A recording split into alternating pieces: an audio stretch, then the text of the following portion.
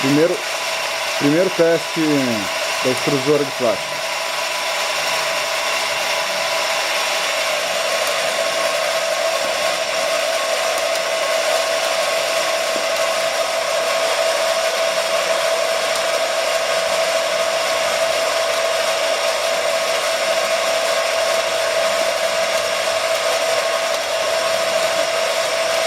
Quem se diverte com o teste é a galinha comendo arroz.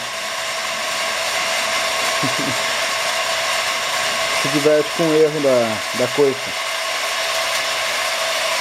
A coifa está com vazamento. Como vocês podem ver pela luz.